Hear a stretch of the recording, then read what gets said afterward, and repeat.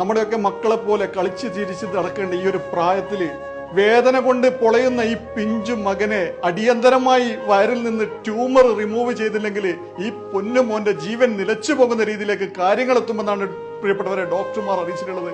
ഈ പൊന്നു മോന്റെ കിഡ്നിയുടെയും ലിവറിന്റെയും നടുവിലായിട്ടാണ് ക്യാൻസറിന്റെ ട്യൂമർ കണ്ടെത്തിയിട്ടുള്ളത്. അടിയന്തരമായി ആ ട്യൂമർ റിമൂവ് ചെയ്തില്ലെങ്കിൽ കിഡ്നിക്കും ലിവറിനും അത് വ്യാപിച്ച് കിഡ്നിയും ലിവറും എല്ലാം റിമൂവ് ചെയ്യേണ്ട ഒരു അവസ്ഥയിലേക്ക് കാര്യങ്ങളെത്തും. അങ്ങനെ സംഭവിച്ചാൽ ഈ പിഞ്ചും മകന്റെ ജീവൻ നിലച്ചു പോകുന്ന രൂപത്തിൽ കാര്യങ്ങളെത്തും. അങ്ങനെ സംഭവിക്കല്ലേ. നിങ്ങളാൽ പറ്റുന്ന രീതിയിലുള്ള സഹായങ്ങൾ ചെയ്യണേ പ്രിയപ്പെട്ടവരെ.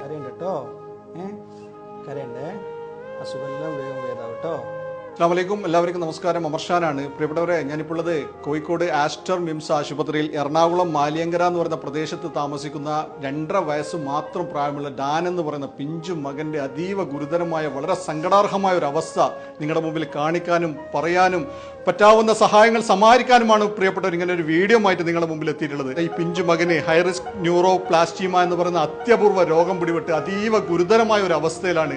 എത്രയും പെട്ടെന്ന് തന്നെ സർജറി നടന്നില്ലെങ്കിൽ മോന്റെ ജീവന് തന്നെ ആപത്ത് സംഭവിക്കുമെന്നാണ് ഡോക്ടർമാർ അറിയിച്ചിട്ടുള്ളത്.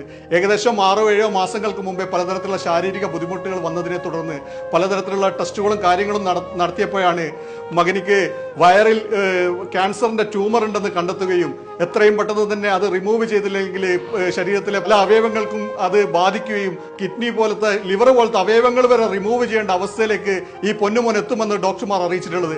അടിയന്തരമായി ശസ്ത്രക്രിയ നടത്തി ഈ പൊന്നുമോനിക്ക് ട്യൂമർ റിമൂവ് ചെയ്തില്ലെങ്കിൽ പ്രിയപ്പെട്ടവരെ വല്ലാത്തൊരു അവസ്ഥയിലേക്കായി ഈ പൊന്നുമോൻ എത്തും.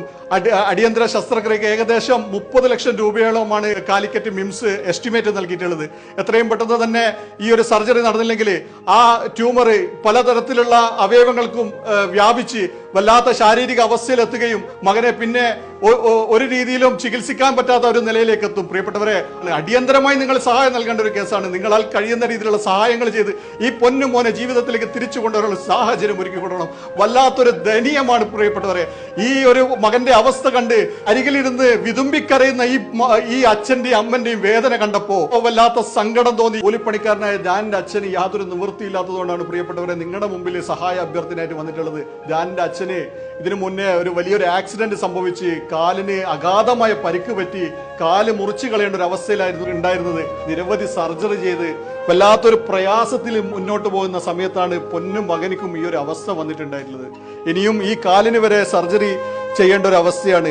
ഉള്ള സമ്പാദ്യങ്ങളൊക്കെ വിറ്റും കടം വാങ്ങിയും ഒക്കെ ഈ രീതിയിൽ ആക്കി മാറ്റുകയാണ് ഉണ്ടായിരുന്നത്. ഈ മകന്റെ ജീവൻ തിരിച്ചു കിട്ടാനുള്ള ഒരു സംവിധാനം ഉണ്ടാക്കണേ എന്ന് പറഞ്ഞ് ലോകമെമ്പാടുമുള്ള മലയാളി സൗഹൃദങ്ങളുടെ മുമ്പിൽ കൂപ്പിക്കൊണ്ട് സഹായം അഭ്യർത്ഥിക്കുന്ന ഈ അച്ഛന്റെയും അമ്മന്റെയും വേദനാർഹമായ ഈ ഒരു സഹായ അഭ്യർത്ഥന പ്രിയപ്പെട്ടവരെ നിങ്ങൾ ആരും കാണാതെയും കേൾക്കാതെയും പോകരുത്. പിഞ്ചു മകനെ ജീവിതത്തിലേക്ക് തിരിച്ചു കൊണ്ടുവരാനുള്ള ഒരു അവസാന പ്രതീക്ഷയാണ് പ്രിയപ്പെട്ടവരെ. ലോകമെമ്പാടുമുള്ള മലയാളി സുഹൃത്തുക്കളെ, വേറൊരു വഴിയില്ല, വേറൊരു നിവൃത്തിയില്ല, വേറൊരു സാഹചര്യമില്ല. നിങ്ങളാൽ കഴിയുന്ന രീതിയിലുള്ള സഹായങ്ങൾ ചെയ്താൽ മാത്രമേ ഈ പിഞ്ചു മകനെ ജീവിതത്തിലേക്ക് തിരിച്ചു കൊണ്ടുവരാനുള്ള ഒരു സാഹചര്യം ഒരുക്കാൻ സാധിക്കുകയുള്ളൂ.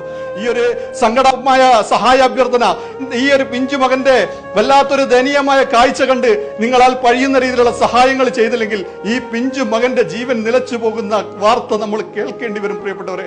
അങ്ങനെ ഒരു അവസ്ഥ ഉണ്ടാവരുതെന്നുള്ള ഒരു പ്രാർത്ഥനയോട് കൂടിയിട്ടാണ് അടിയന്തരമായി സഹായം സമാഹരിക്കാനുള്ള ഒരു സംവിധാനത്തിലേക്ക് ഈ ഒരു വീഡിയോ ആയിട്ട് ലോകമെമ്പാടുമുള്ള മലയാളി സൗഹൃദങ്ങളെ നിങ്ങളുടെ മുമ്പിൽ എത്തിയിട്ടുള്ളത്. നിങ്ങളെല്ലാവരും സഹായിക്കും, നിങ്ങളെല്ലാവരും സഹകരിക്കുമെന്നുള്ള ഒരു വിശ്വാസമാണ്.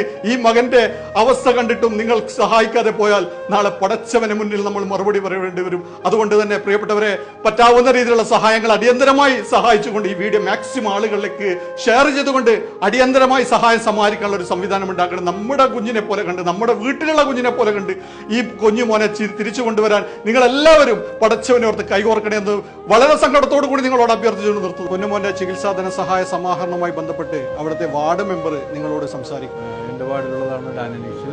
കുട്ടി വളരെയധികം ബുദ്ധിമുട്ടായിട്ട് ഇപ്പോൾ ആശുപത്രിയിൽ അഡ്മിറ്റാണ്. നിങ്ങളെല്ലാവരും ആ കുട്ടിക്ക് വേണ്ടിയിട്ടുള്ള സഹായം അതിന് വേണ്ടിയിട്ട് നിങ്ങളെല്ലാവരും സഹായിക്കണമെന്ന് ഞാൻ അഭ്യർത്ഥിക്കുന്നു. നല്ലവരായ എല്ലാ മനുഷ്യരും ഈ കുട്ടിയെ സഹായിക്കണം.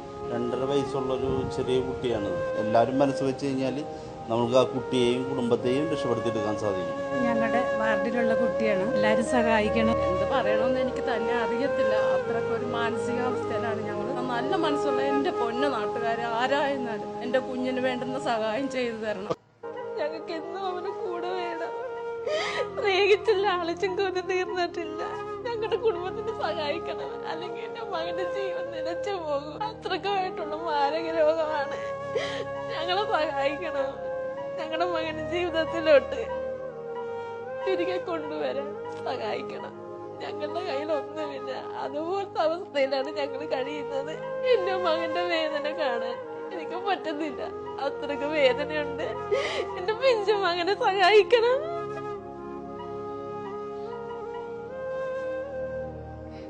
എന്റെ ഈ ഒരവസ്ഥ വെച്ച് എന്നെ കൊണ്ട് ഒന്നിനും ചെയ്യാൻ പറ്റാത്ത ഒരവസ്ഥയാണ്.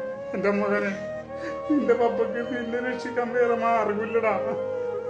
അപ്പക്ക് ഇങ്ങനെ കൈ നീട്ടാനേ പറ്റുന്നുള്ളൂ. പപ്പനോട് വിഷമൊന്നും വിചാരിക്കരുത് എന്റെ മകൻ. അപ്പക്ക് നിവൃത്തിയില്ലാത്ത കൊണ്ടാടാ പപ്പ ഇങ്ങനെ ഒന്ന് ചെയ്തു പോകുന്നത്. ഇത് സഹായിക്കും. എല്ലാരും എന്റെ മകനെ രക്ഷിക്കാൻ സഹായിക്കണം. ഏതോ എന്റെ മകന്റെ കിടപ്പ് വേണ്ട. അതെ, എന്റെ മകനെ രക്ഷിക്കണേ. എല്ലാവരും സഹായിക്കണേ. ഈ ഒരവസ്ഥയിൽ ഞങ്ങളെ സഹായിക്കാൻ വേറെ ആരുമില്ല.